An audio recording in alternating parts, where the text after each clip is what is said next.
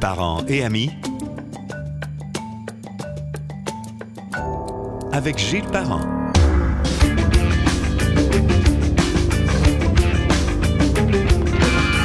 Mon invité est journaliste de métier. Il est devenu l'un des historiens les plus connus et les plus aimés de la vieille capitale. Quelle belle présentation.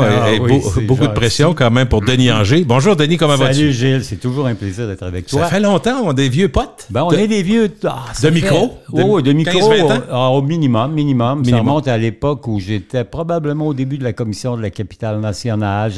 D'ailleurs, j'ai pensé à toi cette semaine parce que tu avais le Queen Mary 2 en ville. Ben oui. Et la première fois où on a fait quelque chose qui était en dehors de mon rôle de commission de la capitale, tu m'avais appelé, tu m'avais dit « Ah, il connaît des bateaux, il paraît que tu aimes ça, connais ça. » Moi, j'avais décrit en direct la Queen Mary la première fois. Et sais-tu... C'était extraordinaire. Je me rappelle de la traversée en canot. On a bien des blagues là-dessus, en bateau de Mylène Paquette. Oui. Puis c'est devenu, elle expliquait cette semaine, d'abord, Queen Mary arrêtait à Sept-Îles, puis elle est allée à Sept-Îles, elle est montée à bord, invitée par les promoteurs et propriétaires du Queen Mary, parce que ils ont dit que dans les annales du Queen Mary, l'arrêt en mer pour ravitailler Mylène Paquette, envoyer même des sucreries, des fromages, ça là qu'ils l'ont gâté épouvantable. Puis elle a dit, ça faisait, je pense, 30 jours, j'avais pas vu personne, j'étais en mer. Puis là, je vois le Queen Mary, il s'arrête. Les gens sur le pont qui m'envoient la main, qui chantaient. Elle dit, c'est un moment que tu peux pas imaginer autre, mais c'est resté comme dans les annales du Queen Mary, ils en parlent sur le bateau en disant, jadis, il y a quelques années, il y avait c'est extraordinaire. Ben oui, il pourrait parler que Gilles Parent avait fait 3/4 d'heure avec eux, en direct du parc Montmorency, où on voyait très bien. C'est vrai. C'était super. D'ailleurs, le Queen Mary, 1136 pieds, ça c'est gros, 140 000 tonnes. Et deux petites anecdotes qui vont nous mettre un peu dans notre sujet. On peut le dire, le sujet.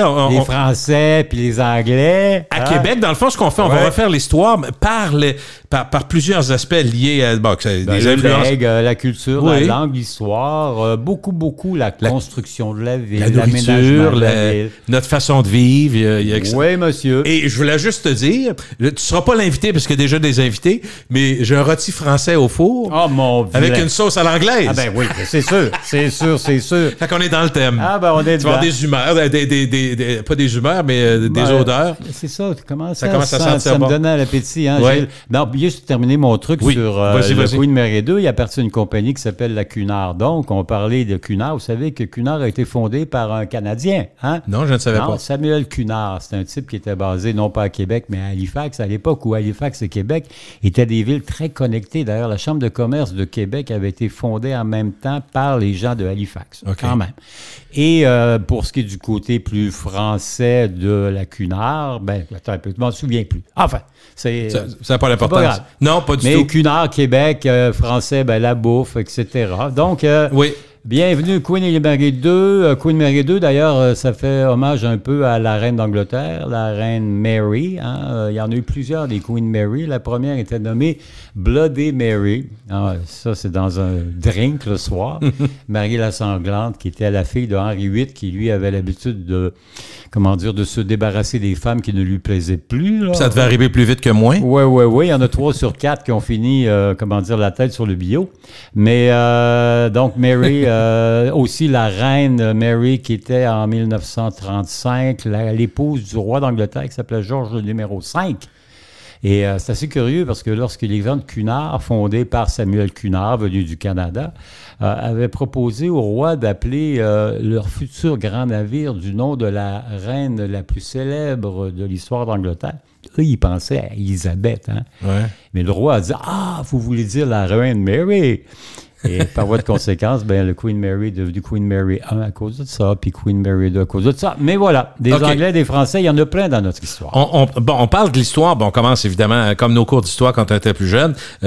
Il me semble que tout commence par l'eau, les voies navigables, l'Empire français. C'est là que ça part, mettons? Ben, c'est-à-dire que si on est ici, c'est parce que à Québec, on avait décidé à l'époque de François Ier de venir chercher en Amérique, parce qu'on croyait que les Espagnols avaient découvert donc de l'or, de l'argent, l'argent, des pierres, des diamants, etc. Ils ont envoyé Cartier, venu ici pour tenter de découvrir de l'or et des diamants. Lui, il pense en avoir trouvé. Hein. Il vient ici en 1534, 35, 42, et il ramène avec lui en France des trucs brillants. C'est vrai que ça part de là, il ne faut jamais oublier ça. Exactement. Moi, j'avais 1608, je dis non, ça part avant. Non, c'est 1534, 35, 42. Le Cap Diamant, par exemple, à Québec, pourquoi? Parce que Cartier, il pense avoir trouvé des diamants, d'affaires qui brillent. Pantoute, ça s'appelle du quartz. Hein, bon. Et il pense aussi avoir trouvé de l'or. C'est de la pyrite de fer qui brille comme de l'or et qu'on appelle en anglais, the fool's gold, l'or des fous. Hein. Et lorsqu'il rentre en France, il est content, il est heureux, il est sûr d'être honoré parce que trouvé l'or, de l'argent, des diamants. Puis on lui dit, mon pauvre Cartier, ouais, vous êtes trompé, ça ne vaut pas de la chenoute. Fait que finalement, pauvre Cartier va avoir une fin de vie un peu modeste dans son manoir d'un endroit qui nous rappelle que le quartier Limoilou, ici, a des liens français.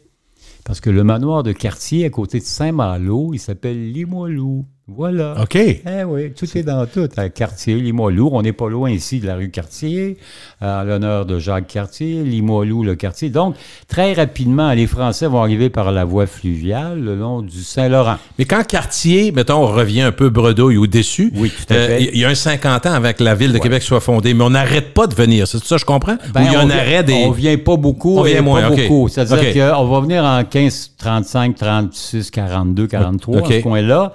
Après ça, la France... Il y a une accalmie, j'imagine? Oui, c'est surtout que là-bas, ça va pas bien. La brasse, Ça va pas bien parce que c'est la guerre de religion, hein, ce qu'on appelle les guerres de religion. Ça va durer à peu près 60 ans. Les Français catholiques et les Français protestants vont s'entrégorger, massacrer, etc., etc. Ce qui fait qu'on n'aura pas beaucoup d'intérêt pour le Canada, d'autant plus qu'on sait qu'il n'y a pas d'or, il n'y a pas d'argent. C'est moins intéressant à la base. Exactement.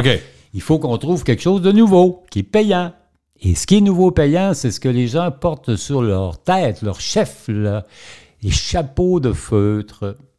Plus que la fourrure, au départ? Ben, c'est la fourrure. C'est-à-dire que la peau de castor, évidemment, la popularité de la peau de castor, c'est que le castor, il fait un feutre de très grande qualité, très souple, très durable et surtout imperméable.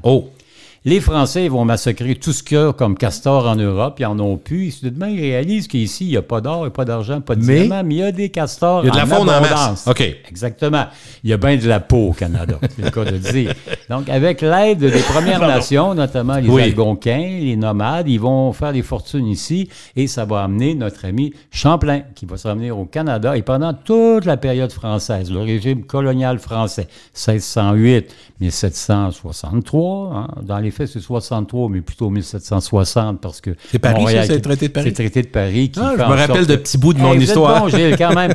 Vous m'avez écouté dans le passé. Oui, je absolument. suis content que vous l'ayez fait. Oui. Mais donc, pendant un siècle et demi, la source principale de revenus ici, c'est la traite des fourrures. C'est pas encore le bois tant que ça. Non, donc, au départ, c'est vraiment la fourrure. Parfait. C'est toujours la fourrure, toujours. Puis la fourrure, on va aller la chercher de plus en plus loin.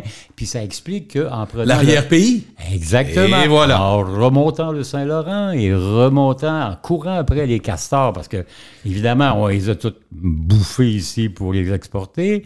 Ensuite, on s'en va vers la rivière l'Outaouais qui monte, les Grands Lacs. Puis, avec la véranderie, on va être quasiment rendu aux Rocheuses à courir le castor, qui est au cœur, l'âme. C'est payant pour les Français, puis ils vont le faire pendant un siècle et demi. Le bois vient après, et là, on va passer des Anglais et des Français. Les Français, castor, beaucoup, pas grand-chose d'autre. Les Anglais, le bois, parce que... Déjà, c'est une différence que je ne connaissais pas. On reconnaît au départ, surtout les Anglais, par l'exploitation du bois. Exactement. Parce que ça s'explique par une guerre entre les Français et les Anglais. Il y a toujours une guerre quelque part. Il y a un type qui s'appelle Napoléon Bonaparte, hein, l'empereur, qui va conquérir l'Europe presque au complet. Vers 1805, il n'est pas vraiment en bon terme avec les Anglais. Il va décréter ce qu'on appelle le blocus continental. Il dit à tout le monde, incluant les Suédois, les Norvégiens, les Danois, vous n'envoyez plus de bois en Angleterre. Or, les forêts anglaises ont été rasées pour construire les bateaux et ils sont dépendants de la Scandinavie.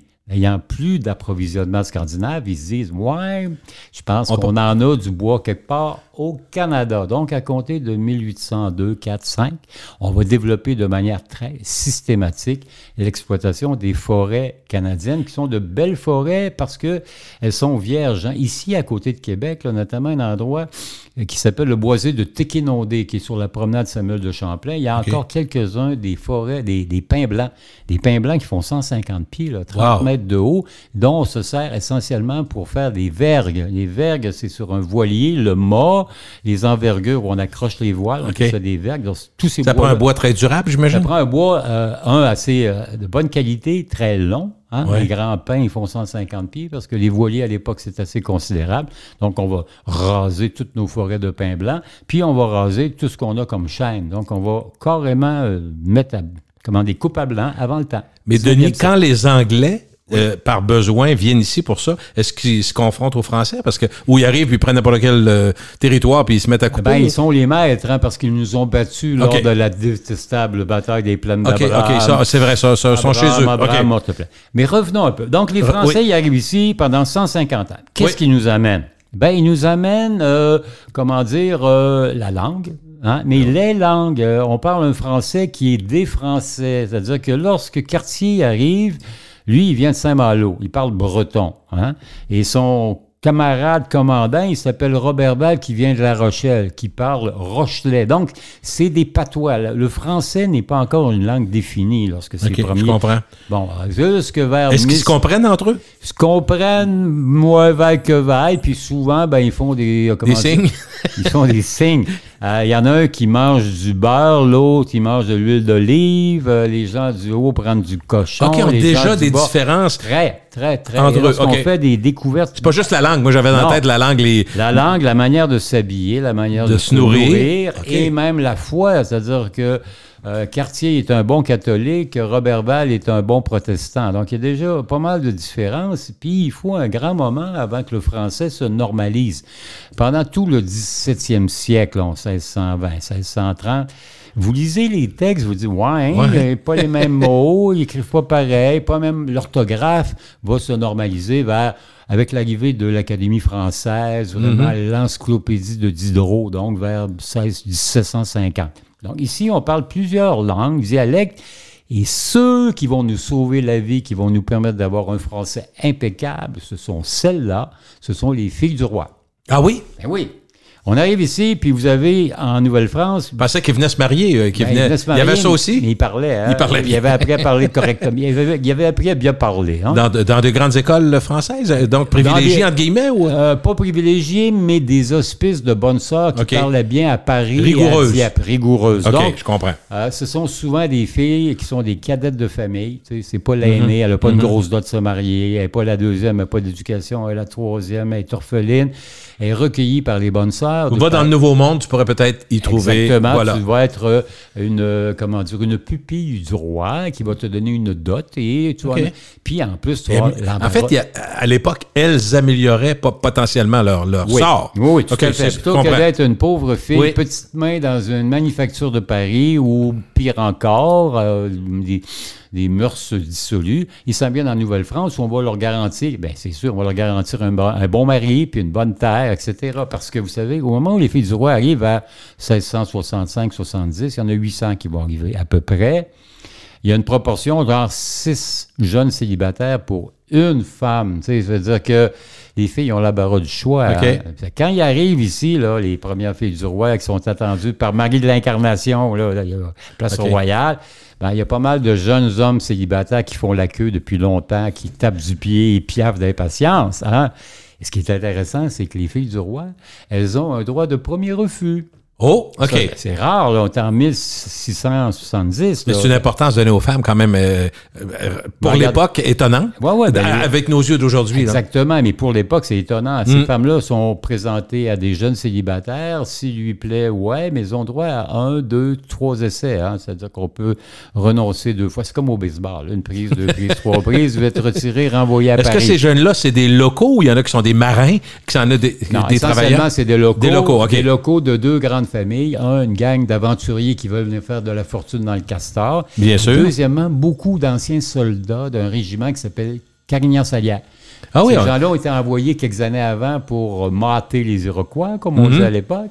Puis le roi leur a proposé, si vous restez en Nouvelle-France, vous allez avoir droit à des terres. Puis vous, les officiers, vous allez avoir des seigneuries. Comme il n'y a pas beaucoup de terres disponibles en France, ils s'installent. Mais ils sont nombreux. Avec ça, les fonctionnaires, les marchands, les commerçants, les coureurs de bois, il n'y a pas beaucoup de filles. Tu sais, je comprends. Et ces femmes-là, elles ont été bien instruites dans les hospices des bonnes sœurs de Dieppe et de Paris, ce qui fait qu'elles arrivent en parlant plutôt bien. Okay. Elles sont assez élégantes. D'ailleurs, celles qu'on envoie ici sont souvent parmi le... Comment dire? À l'époque, vous savez, il y avait du lait là, qu'on livrait avec la crème. La crème, oui, le petit carton. La crème de la crème. Ils ont 18-25 ans à peu près? À peu près. Okay. Il y en a des plus jeunes. Plus jeunes. 14, on en a de 12. On ne se perdra pas trop avec l'âge dans le temps, je comprends. À l'époque, il y avait, comment dire, c'était un peu différent. Oui, ben oui. Et ces femmes-là vont apprendre la langue de Paris. Donc, ils vont parler la langue de Paris, qui est la langue des bonnes sœurs, qui est la langue de la cour de Versailles, la langue du roi. Oh, quand même. Et c'est eux qui vont nous apprendre à dire « ici, puis toi, viens là hein, », parce que c'est la langue qui est parlée par le roi. D'ailleurs, nous, ici, au Canada français, après la chute de la Nouvelle-France, on voit que les derniers porteurs de la langue traditionnelle de Versailles, parce que nous, on a appris à parler comme la noblesse parlait au 17e, 18e siècle. En France, il va y avoir la Révolution, hein, 1789, puis si vous êtes à Versailles, noble, parlant la langue du roi, ça risque de vous raccourcir la tête un peu rapidement. Hein? Il y a une grande terreur. Donc, la langue de Versailles, moi et toi, viens ici, est remplacée par la langue de Paris. Alors, vachement bien. Alors, ouais. Donc, du coup? Oui, du coup. Hein? Alors, du con. Et donc, on va garder ici, au Canada, après la chute de la Nouvelle-France, la manière de parler des anciens Canadiens qui sont eux-mêmes, la manière de parler des Français qui sont venus ici au 17e, au 18e siècle. Ici, ça porte moins d'importance et de danger qu'en France. Exactement, parce qu'il n'y a pas cette révolution. Finalement, tous ceux qui parlent un peu snobinard, ils risquent d'être emprisonnés, sinon embastillés, sinon guillotinés. Et ces femmes-là, est-ce que par déférence, vont devenir enseignantes? Non, elles vont devenir mères de famille. Mères de famille, ils vont nécessairement être enseignantes. Parce qu'à l'époque, les écoles primaires n'existent pas vraiment. L'enseignement se fait beaucoup à la maison, dans le fond. Oui. Parce que dans la ville, par exemple, ici, dans la ville de Québec, l'instruction se fait. Exception, nous avons la première école de filles en Amérique du Nord, quand même, les Ursulines de Québec, Marie de l'Incarnation, appelée Marie Guyard avant de devenir Marie de l'Incarnation. On va créer ici la première école pour filles en Amérique en 1639, l'école des Ursulines, qui est encore là. Et lorsqu'on parle du legs français, héritage, il faut beaucoup penser à institutions religieuses. Les Ursulines de Québec, le monastère, il date du régime français. L'architecture, la maison... Le premier hôpital, tu m'as déjà dit que c'est pas loin, là. C'est à peu près le même monde, un peu? C'est les Augustines hospitalières qui sont un peu les cousines des Ursulines qui, elles, enseignent. Elles vont s'installer à l'Hôtel-Dieu. Puis encore aujourd'hui, si vous allez, par exemple, le monastère des Augustines, qui est un magnifique endroit pour faire du recueillement, ben vous vivez vraiment dans le régime français. Hein? La structure, l'architecture, la construction. Dans les héritages français, il y a le séminaire de Québec. Vous savez, quand vous allez dans la cour du séminaire, moi, dans mon livre à moi, c'est probablement un des plus beaux endroits. Vous rentrez à côté de la basilique. À côté de la basilique. Et là, vous allez à un grand carré. Il y a eu des belles réceptions. Là. Moi, je suis allé inviter. J'ai dit, waouh, quelle belle cour intérieure. C'est magnifique. Insoupçonné du bord de rue. On ne la voit pas. Il faut passer derrière une clôture. Ouais. Il y a une petite chapelle. Il y a une petite chapelle, c'est ça? Qui appartenait au musée de l'Amérique française. C'est superbe ce coin-là. Puis c'est vrai que c'est pour plusieurs inconnus. Puis on passe à côté. Là, tu vas chez Simons, mais tu vas pas là. Ah non, mais il faut rentrer, passer devant, puis vous allez voir, c'est un carré, puis au sol, vous allez voir, il y a comme un carré qui est là, en dalle, puis à côté, il y a un rond. Le rond, c'est les traces du puits qui était celui de Louis Hébert, hein, premier colon canadien, disait-on à l'époque. Et le carré, c'est les traces de la maison de Hébert et de son gendre Guillaume Couillard. Donc ça, c'est vraiment de l'héritage français. OK. Ajoutons peut-être ce qui reste, il n'en reste pas tant que ça, l'hôpital général, hein, qui est presque dans la basse ville de Québec, en arrière de Saint-Roch, Saint-Vallier. L'hôpital général, lui, c'était d'abord des Récollets qui étaient là, des bons curés, puis on construit une chapelle, la chapelle des Récollets, qui est magnifique, parce qu'elle a été construite par des charpentiers de navires. Quand vous regardez la chapelle, vous regardez en haut le toit, vous dites « Ah, ça a l'air d'une coque de bateau ». Ben oui, c'est normal, les charpentiers de navires qui ont fait ça. Donc, l'hôpital général, Notre-Dame-des-Victoires. Notre-Dame-des-Victoires, c'est 1688. Hein? Donc, d'ailleurs, Notre-Dame-des-Victoires ne s'appelait pas Notre-Dame-des-Victoires au départ. Elle s'appelait l'Église de l'Enfant Jésus. Ah ouais, Notre-Dame de l'Enfant Jésus. Mais comme l'année suivante, les Anglais de Phipps sont venus comme tenter de battre Québec, puis ils ont été repoussés à coups de mousquet par la bouche des canons du comte de Frontenac, on a changé le nom. On a appelé ça Notre-Dame de la Victoire. 25 ans plus tard, il y a une autre flotte anglaise commandée par un amiral qui s'appelait Walker, qui est allé se briser sur les récifs en assiégeant Québec. Et là, c'est devenu Notre-Dame des Victoires. Après 1759, on n'a pas ramené, on a fait qu'additionner, on n'a pas soustrait les défaites, mais enfin, Notre-Dame des Victoires, 1689, vraiment. Vous allez à Place Royale, vous allez dire, c'est quoi ça? Ben, c'est vraiment... Est-ce que ça s'appelait Place Royale au départ? Oui, assez tôt? Assez tôt? Oui, assez tôt. Je me disais, si on parle du Petit Champlain, le quartier, il y a des mots qui... Oui. Il y a probablement des expressions qui sont arrivées plus tard, mais ça, les Places Royales, c'est... C'était là, il y avait d'abord, il y a d'ailleurs un bus, déjà à l'époque du régime français, qui a été enlevé parce que les marchands trouvaient que c'était d'un jambes, tu sais, parce que c'est une place, hein, sur la place publique à l'époque, c'est la principale place de Québec. On faisait le marché. Les gens allaient là. Ouais. Puis, de temps en temps, ben, on exécutait quelqu'un qui avait été pas gentil. Là. Tu sais, c'était le show, là. Puis c'était un peu... C'était gore. Passez-moi le mot anglais. À l'époque, on avait tendance à avoir des supplices qui étaient raffinés longtemps. Il y avait un valet, d'ailleurs, qui restait à Sainte-Pétronille, qui ne s'appelait pas Sainte-Pétronille à l'époque, dans l'île d'Orléans, ça s'appelait Beaulieu. Hein? Ah, OK. Beaulieu. Et le seigneur de Beaulieu s'appelle Grand-Maison. Lui, le valet, il décide de tuer son maître, de tuer son copain valet, puis de s'enfuir avec la cagnotte. Il se fait pogner, on l'amène à la Place Royale. Et là, on va y trancher les mains, puis on va le pendre longtemps, de manière à... On laisse là, j'imagine un exemple. Exactement. Okay, faire peur au monde, donner un exemple. Cruel. Donc ça, c'est l'héritage français. Hein? Puis quand vous allez à la Place Royale, ben c'est comme c'était à peu près vers 1740. Ça veut dire qu'on a rénové complètement, mais on s'est dit, il faudrait donner l'impression de faire un voyage dans le temps, 2 siècles et demi, à Place Royale, 1740. En t'écoutant, je me rends compte que le départ français, là, ici à Québec, il y a beaucoup d'institutions, d'organisations, de structures, la famille. Ben, là, mon impression, c'est que quand on va arriver à l'entrepreneurship, ça va être plus les Anglais. Bien sûr. C'est ça qu'ils amènent essentiellement. C'est gros, mon affaire? Oui, un peu gros, mais c'est pas faux. Donc, dans les héritages français, il y a la Maison Chevalier, qui est un bel héritage français, la Maison Estève à côté de Place du Musée de la Civilisation. Mais ça, c'était des grosses couilles, hein, des gens qui avaient de l'argent, ils avaient construit des maisons en pierre solide. Le commun des mortels, ici, nos filles du roi qui arrivent, qui se marient, ils s'en vont dans un bled perdu, ils vont vivre longtemps dans une maison de bois, puis après ça, tranquillement, ils vont monter des maisons de pierre. Sont-tu comme un peu dans des banlieues, pour nous, un peu plus loin que la ville? Grosse banlieue, non, je parle pas de Loretteville. Oui, mais c'est ça, Beauport, c'est vieux quand même. La côte de Beaupré, c'est vieux. C'est vieux, OK. Vous avez les vieilles... Chemin Royal. Le chemin du Roi, là, entre Québec et Montréal, Saint-Augustin, Neuville, les Écureuils. Sur la rive sud, un peu plus tard, parce que les Iroquois menacent jusque vers 1675. Donc, si vous voulez pas finir scalpé, vous restez sur la rive nord. Il y a au moins un Saint-Laurent entre vous et les guerriers aniers, comme on les appelait à l'époque. C'est l'héritage. Donc, les Français, ils ont quoi? Ils nous amènent des écoles. Hein? Les Jésuites, le Petit Séminaire de Québec, les Ursulines. Ils nous amènent des hôpitaux. Les Augustines hospitalières, l'Hôtel-Dieu, l'Hôpital Général. Ils nous amènent des institutions religieuses, donc la basilique cathédrale, les chapelles, Notre-Dame des Victoires. Ils vont nous amener aussi quelques bâtiments civils, notamment le palais de l'intendant qui se trouve au pied de la côte du palais. Il n'en reste pas grand-chose aujourd'hui, sinon les voûtes de l'intendant. Les gens se souviennent peut-être d'être allés prendre un petit verre là une fois ou deux. Puis, il y avait quoi pour ça? Il y avait évidemment le palais du gouverneur, mais lui, c'était le château Saint-Louis qui était en dessous de la statue de Champlain actuellement. Si vous y allez l'été, vous avez accès... À côté du château Frontenac? Exactement. Sur la terrasse du Frein, en dessous de la terrasse du Frein, il y a les ruines du château Saint-Louis. Ça, c'était des bâtiments, comment dire, nobles, civils de l'époque française. Et le plus important des importants, ça s'appelle les nouvelles casernes. C'est vraiment tout près de l'Hôtel-Dieu, l'autre bord de la côte du Palais. Et c'est le plus grand bâtiment non religieux qui nous est passé par les mains à cause du régime français.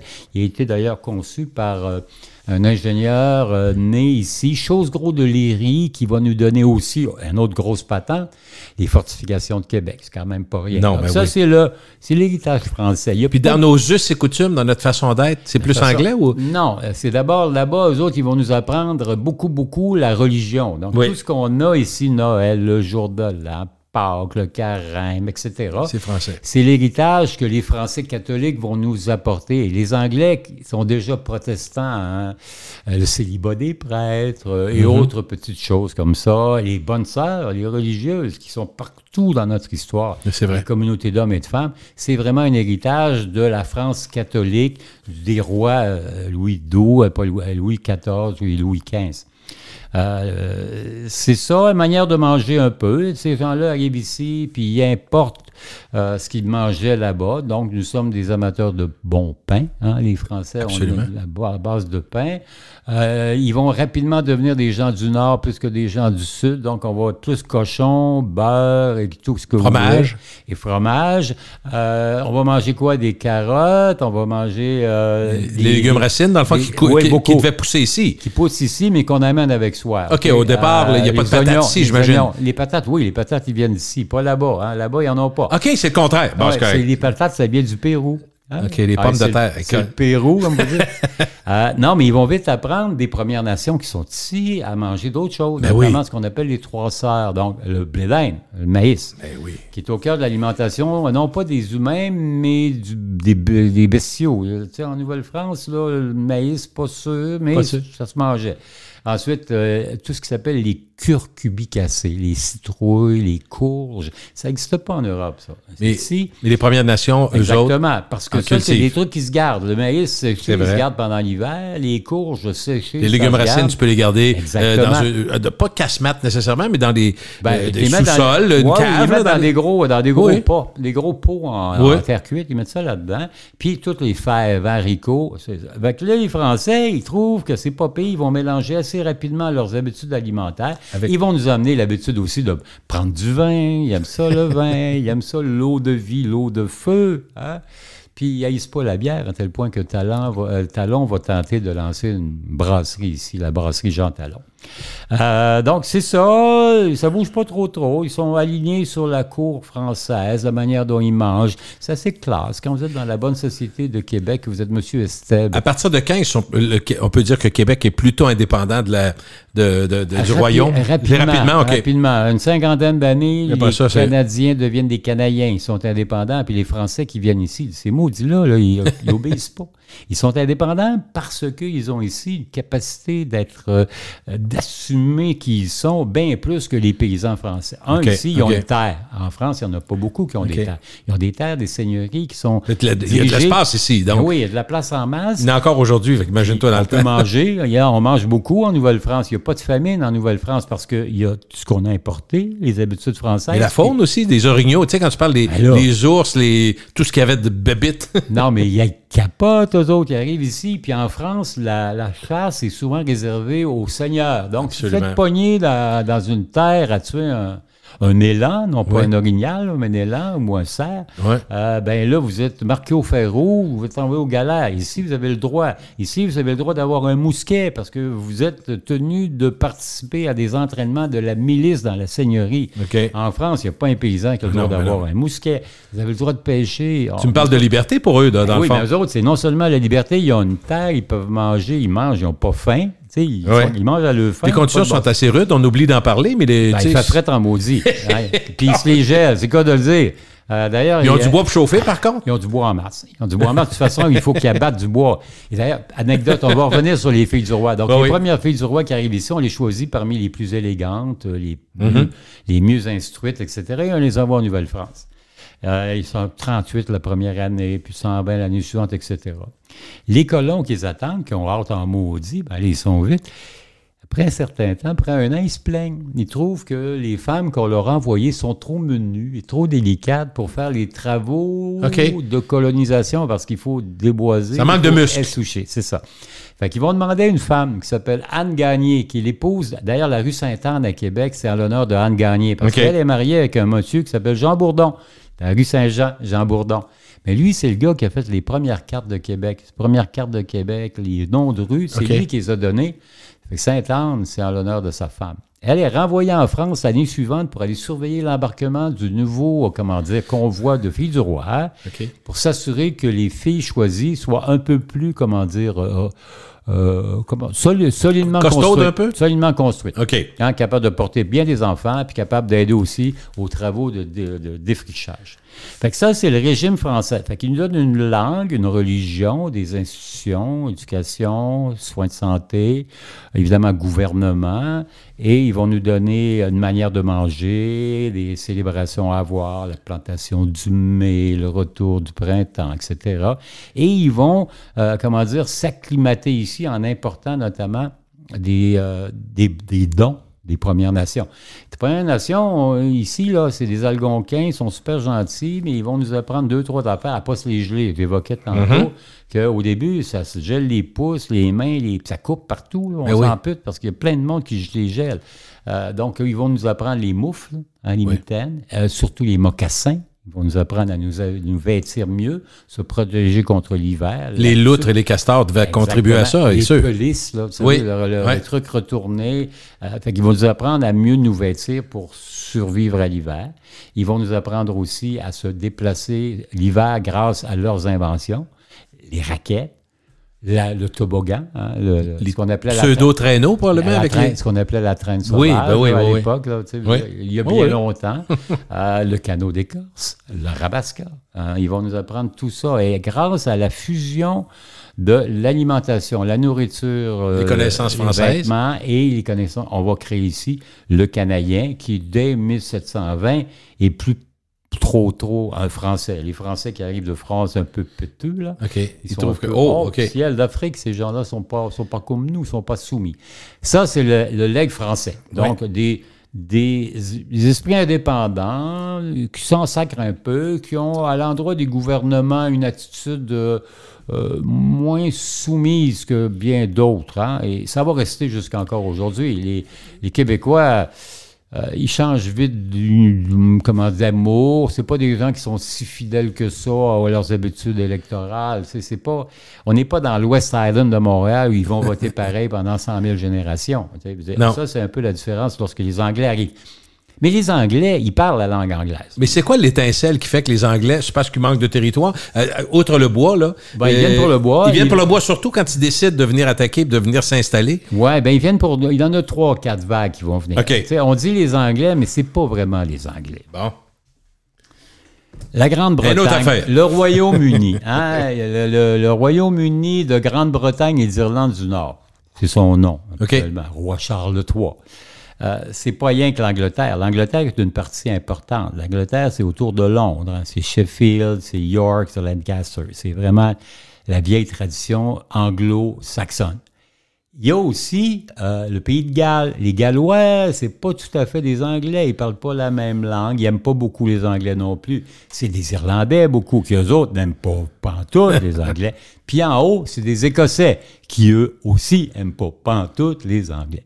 Les gens qui viennent ici, d'abord les Anglais un peu, les officiers, mais surtout des Écossais. Lorsque, par exemple, le Québec est conquis par les Anglais, Murray, c'est un Écossais qui vient avec ses régiments écossais. Okay. Puis les premiers colons anglophones qui viennent à Québec, au Québec, au Canada, ce sont pour beaucoup des soldats écossais qui vont d'ailleurs s'installer à Murray Bay. C'est la Malbaie, pas très loin d'ici. C'est vrai, Murray. Puis ils vont aller fonder une ville qu'ils vont appeler Fraserville.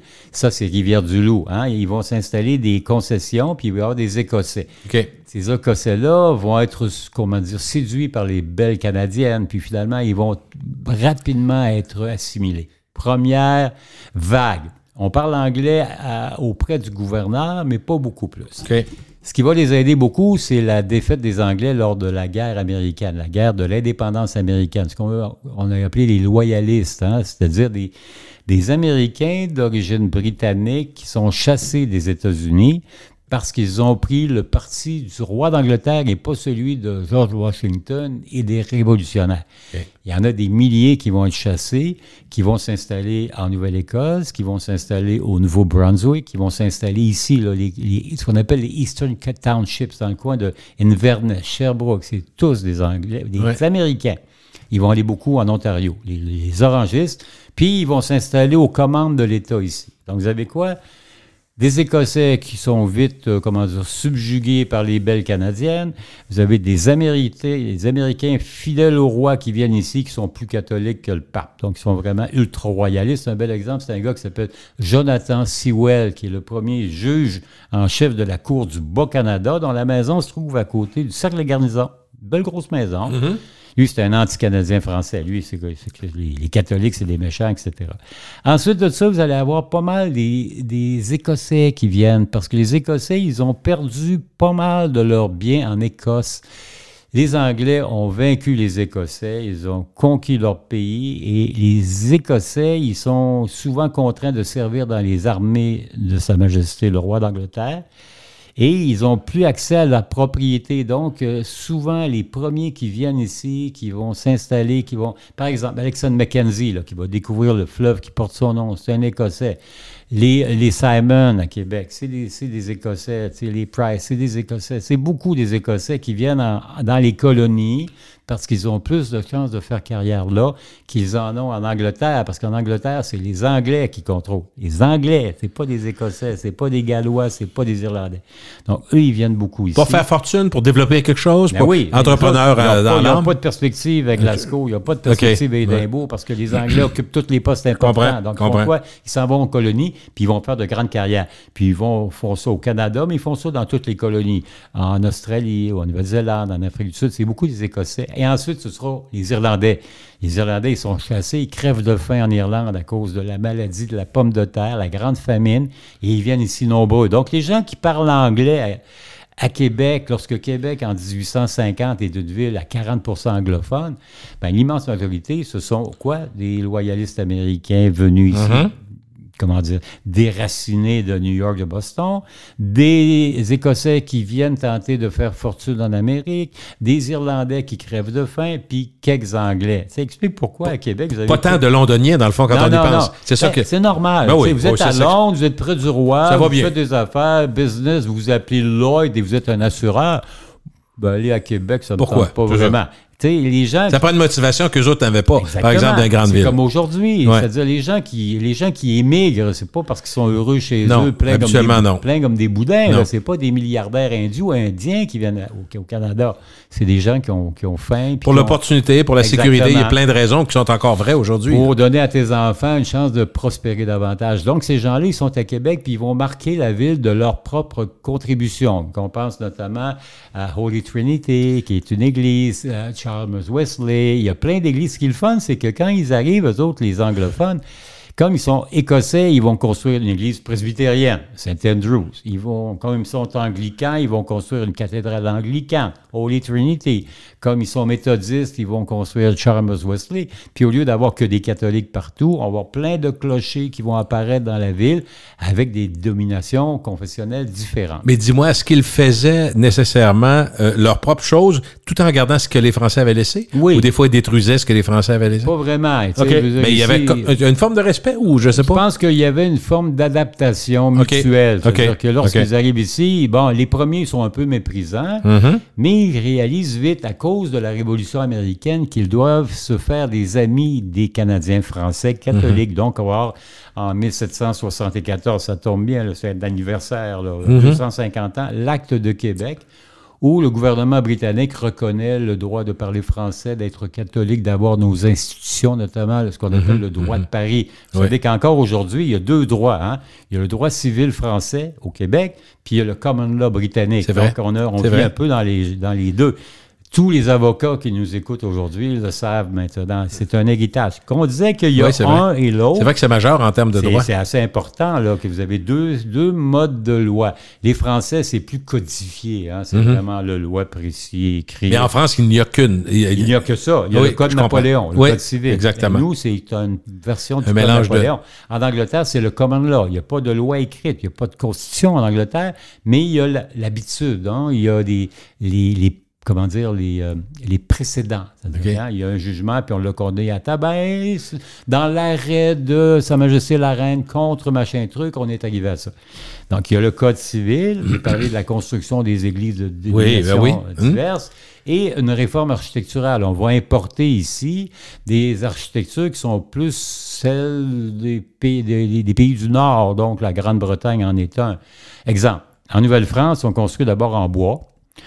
Il y a des incendies beaucoup, donc l'intendant Ocar, Beauharnois vont dire non, on n'a plus le droit de construire en pierre. Donc, ils vont construire en pierre. Les maisons qu'on voit à Place-Royale, ça s'inspire de ça. C'est des maisons en moellon, en mortier, en pierre.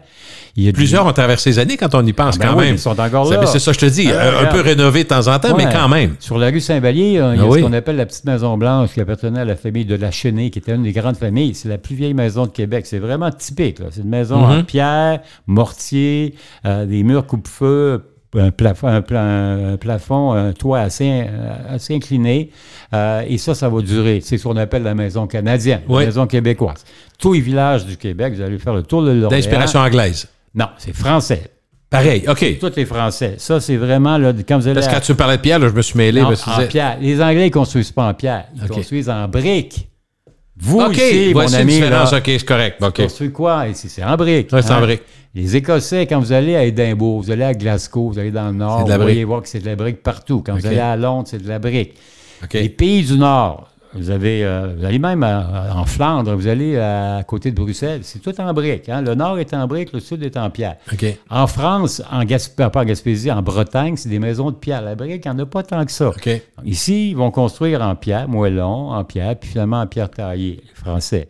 La brique coûte moins cher, bien plus facile, moins compliqué, ça se monte assez bien. Donc, la grande révolution en termes architecturaux que les parlants anglophones vont amener dans la vue de Québec, c'est la brique comme matériau principal. Puis comme en 1800, avant la Confédération canadienne, Québec, c'est pas si gros que ça, bien, dites-vous que Québec, c'est le vieux Québec qui est encore pas mal en pierre, qui est l'héritage des Français, la fortification, les murs, la citadelle.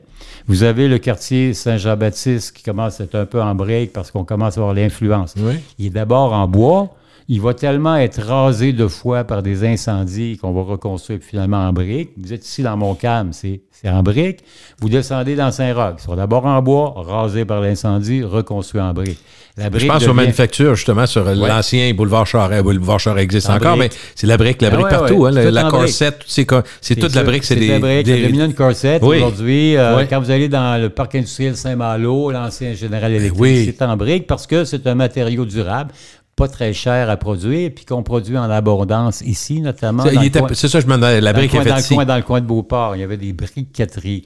Ce qui est intéressant, lorsque vous vous promenez dans le vieux, vous regardez un peu les briques. Ils ne sont pas toutes pareilles. Il y en a qui sont plus brunes, d'autres plus rouges, d'autres plus blondes. Hein? Les briques blondes, ça, c'est des briques de luxe. C'est importé d'Europe, d'Écosse.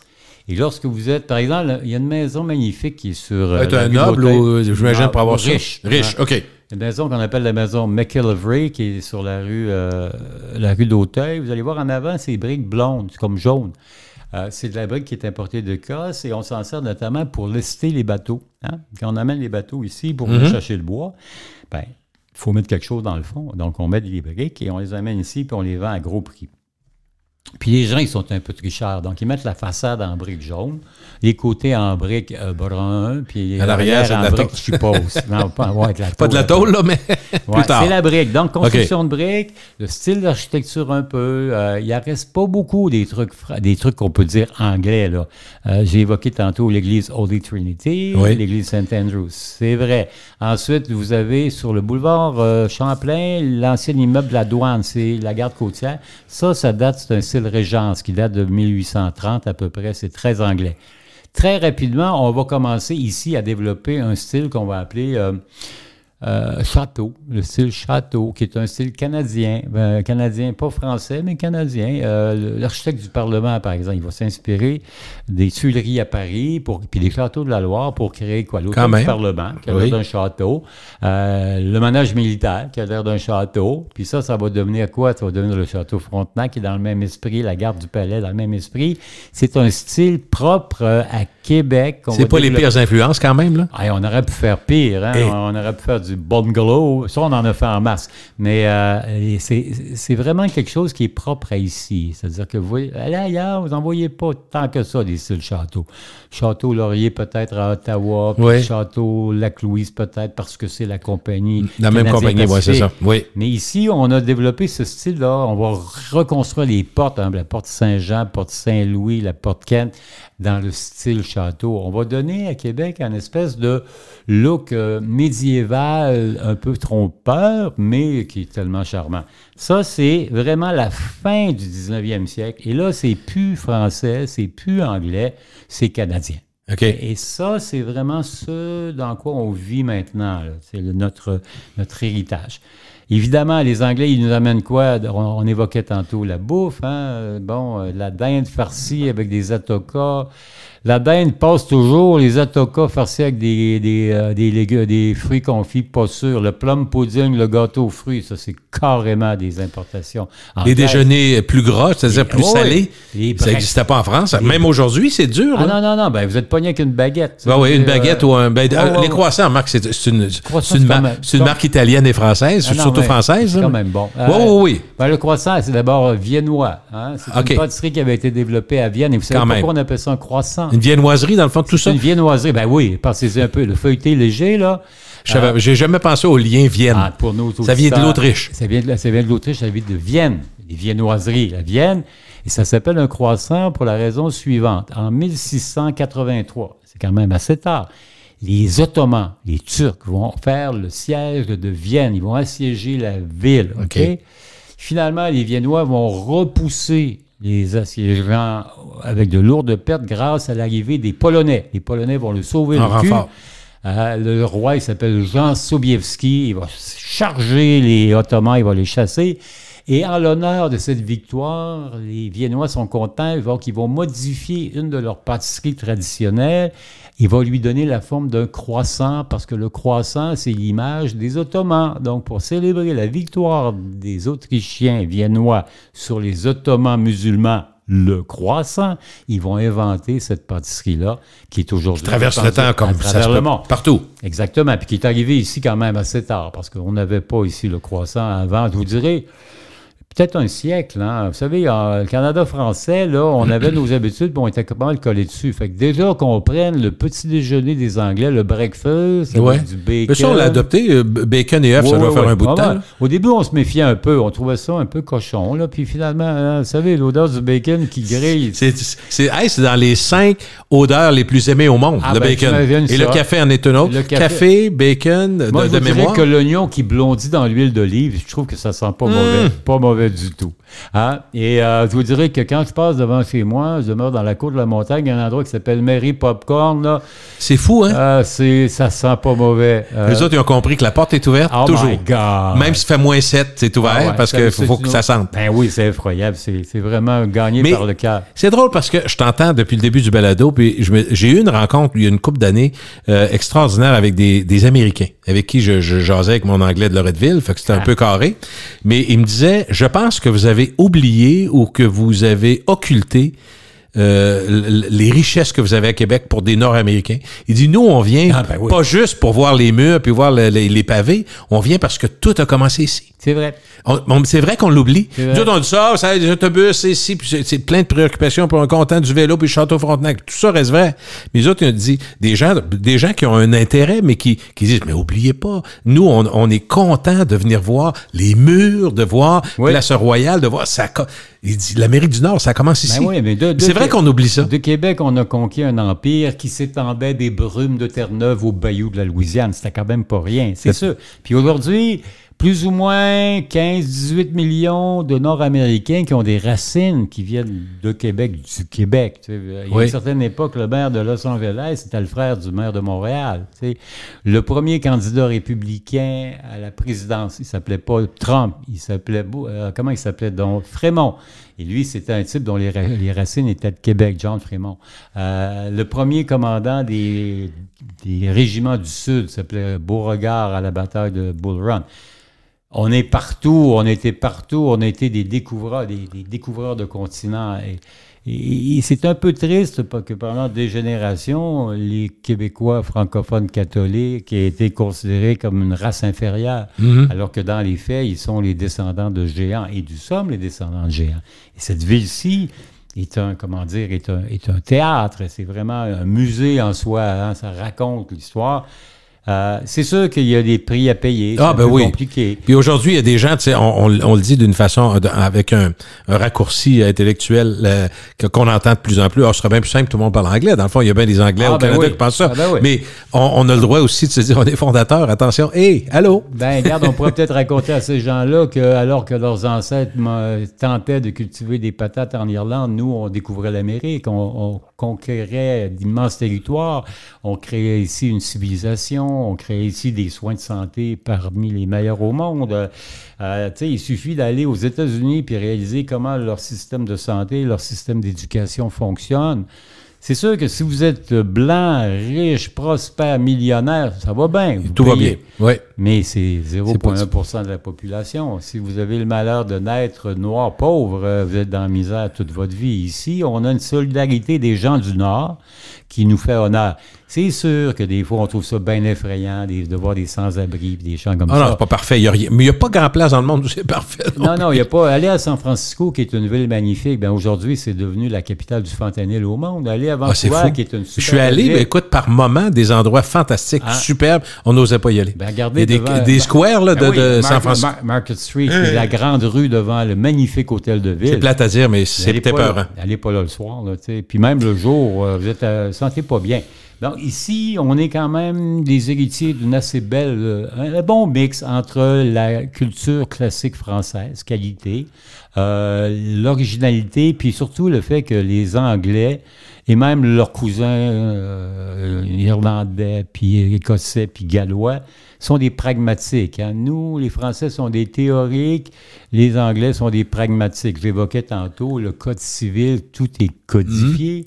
Et le common law, où tout est pratique, bien, ça amène nous, qui sommes un peu un mélange entre les deux, et on est la fusion de quelqu'un qui se sent bien à Paris, parce qu'il y a la langue de la culture, qui se sent bien à Londres, parce que l'architecture, la brique, les trucs, tu sais, s'il conduisait du bon côté, moi, je serais très bien à Londres. Hein. Puis il y a même la c'est très beau, c'est une très belle ville. Puis il y a la face de la reine partout, pas mal. Puis je me sens pas mal aux États-Unis. Ben, pas du tout. Je suis de civilisation nord-américaine. Donc, l'espèce de fusion entre français, anglais, dans le continent d'Amérique, c'est quand même pas pire. Puis, marchez dans Québec, regardez. Moi, j'ai juste une suggestion à faire aux gens. Lorsque vous marchez dans votre ville et que vous voyez une plaque, hein, une plaque. Oui, il y en a. Il y en a sur les maisons, il y en a partout. Quand on s'y met. Ce qu'on appelle des épigrammes, là, où on dit « ici a vécu », prenez le temps de le lire. Puis là, à force de le lire puis de vous promener, bien, assez rapidement, vous allez avoir probablement un niveau de culture comparable au mien et vous allez pouvoir en faire profiter vos enfants, vos petits-enfants et vos amis. Lisez, marchez, appropriez-vous la ville. J'ai quelques petites questions complémentaires. Les noms de rues. Oui. Est-ce que au fil du temps, on s'est adapté selon les influences? Parce que est-ce qu'il y a plus, si on faisait un survol, la vieille ville, est-ce qu'il y a plus de noms français ou anglais? On l'évoquait tantôt. Jean Bourdon a donné les premiers noms en rendant hommage la rue Saint-Jean, la rue Sainte-Anne. Regardez Saint-Denis, qui est le patron de la France. La Côte de la Montagne. Sainte-Geneviève, la Côte de la Montagne, la rue Saint-Jean, la rue Saint-Stanislas, Sainte-Ursule. La partie ancienne, c'est des mots français, beaucoup. Après ça, vous allez avoir Dans Montcalm, tu as de l'anglais pas mal. Oui, parce qu'on a décidé de faire moitié-moitié à l'époque. On a créé la ville de Montcalm, avant, qui était une ville indépendante. On dit qu'on va alterner, on va faire la Sainte Union entre les deux. Ça date d'après la Première Guerre mondiale, puis une volonté OK, c'est assez récent quand même. Oui, tenter de compenser les rivalités, notamment, il y avait eu la crise de la conscription. Donc, on va donner des noms, on alterne. On donne un général anglais, un général français, un anglais, un français. Bourlamaque, c'est un français. Bougainville, c'est Brown, un français. Ça devait être un... Brown, c'était le premier maire de la ville de Montcalm. Mais Fraser, c'était le gars qui a fondé Fraserville. Oui, Rivière-du-Loup, OK, c'est ça. OK, c'est le même gars. Amherst, il y en a plein. On a pu alterner. L'avenue Wolfe-Montcalm. On essaie de dire, ces gens-là...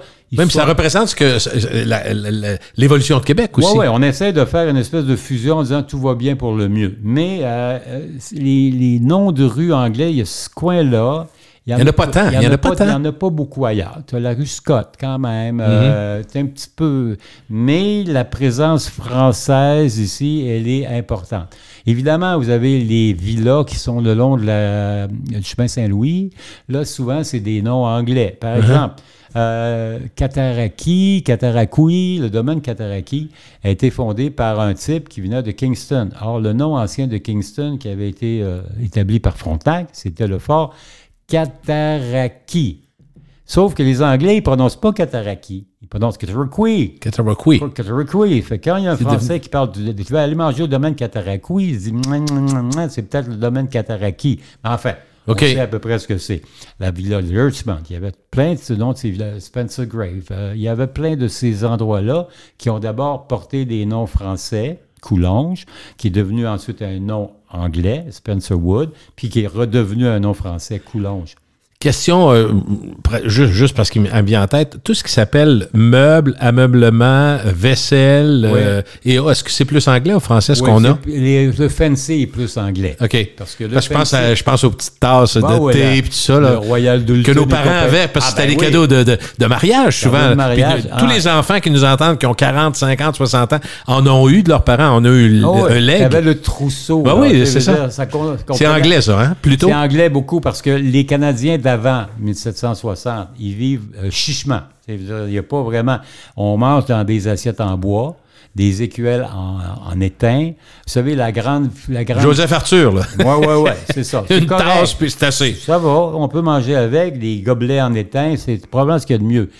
Il faut vraiment qu'au début du 19e siècle, il y ait de grandes fortunes qui se fassent, notamment dans le commerce du bois dont on parlait tantôt, pour qu'on commence à importer des choses. Là. Renault et compagnie, là, sur la rue Saint-Paul, là, c'est là.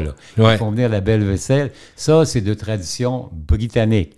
Parce que pour manger le plum pudding, puis les atokas, puis comment ça, la gelée de menthe qui va avec le mouton, là, vous savez, il y a ça. Hein, et les Français sont hors de prix. La porcelaine de Sèvres, ici, on n'en a pas, hormis peut-être dans des gens qui sont richissimes. Donc ça, c'est vraiment traduction anglaise. Vraiment, bon, le thé, pas vraiment, ça n'a pas pogné ici. Tu sais, le 5 o'clock tea, très, très populaire ici. Non, parce que les gens qui étaient ici n'étaient pas des Anglais, des Écossais, des Irlandais, des Gallois. Ça explique beaucoup de choses, c'est ça? Beaucoup, beaucoup, beaucoup. Ça explique aussi comment il n'y a pas eu de choc. Parce que, tu sais, Français, Anglais marchent pas bien, tu sais, eux autres qui contrôlaient, c'était les maîtres.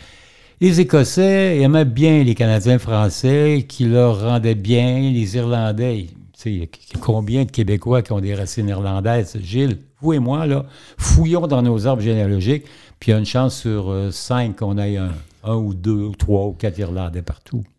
Mais je savais pas qu'il y en avait tant et qu'il y avait autant d'importance dans les débuts de... 1 million de Parce qu'on disait les Anglais, comme tu dis, c'est pas vraiment des Anglais d'Angleterre. C'est pas la langue anglaise. Ethnique, c'est la langue anglaise. C'est un régal de t'avoir entendu. Toujours. Merci beaucoup, Denis. On va prendre un verre de chéri pour célébrer ça. Un beau tour de piste et mon rôti français continue. Mon Dieu. Salut. Salut.